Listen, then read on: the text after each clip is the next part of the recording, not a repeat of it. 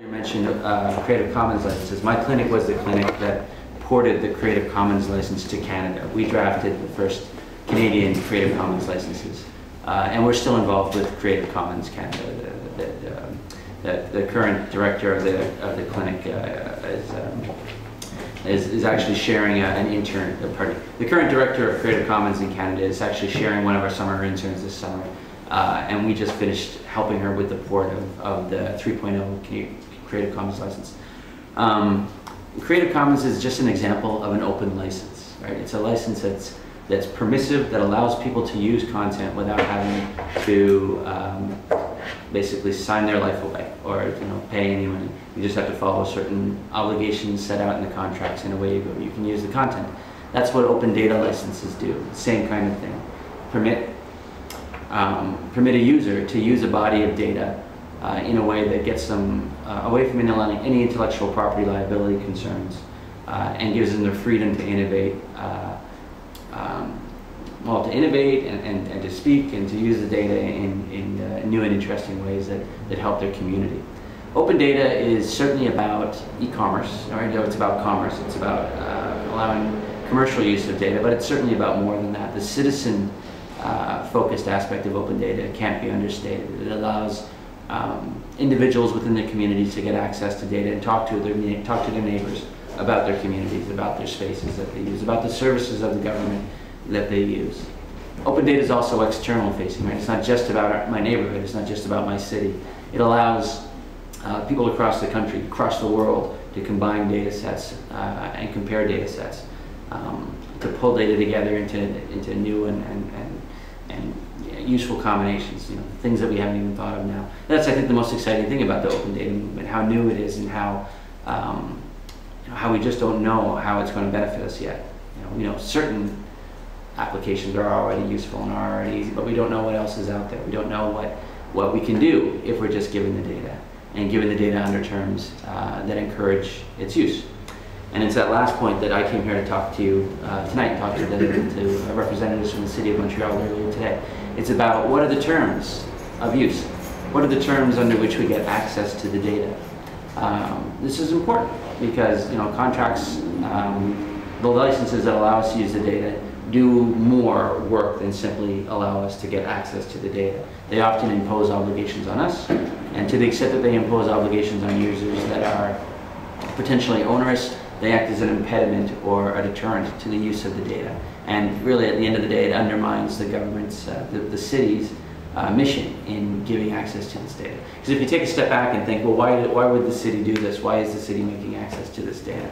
There's a few reasons. I mean, I would argue that there are at least three. I mean, one is government transparency, just being transparent about what government is doing. That's kind of the obvious one. But the more exciting ones are around facilitating innovation, facilitating innovative delivery of services.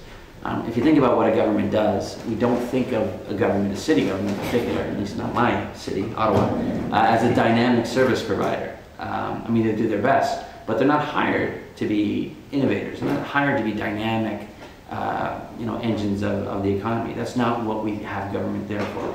We have government there for to provide certain core services in an efficient and responsible fashion. But if we make the data available, the data that the government is already collecting, the data that the government is already using to provide its services or collecting in the provision of its services, and we make that data available to third parties, they can do innovative things, right? They can make that data available to the rest of us in ways that the government doesn't have incentives to do. And that's just a great thing. That makes government more valuable. It's a way for government, to a certain extent, to take advantage of civil society, of private enterprise, in the provision of its service and the delivery of information that it's developing. And that's a pretty exciting thing if you're a government. And then the third, reason why this is a good thing for governments is around citizen empowerment, right? Allowing democracies to function more effectively, to give information to people within communities so that they can take action within their communities and help government help them.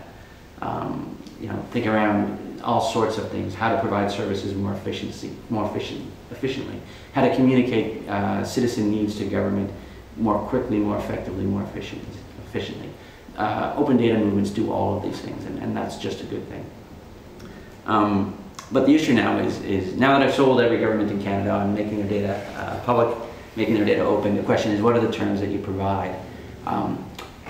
If you are serious about these three reasons for making government data open, then what you're going to want, I think, is to empower take-up, to incentivize take-up, to put as few impediments to use of government data in place as possible.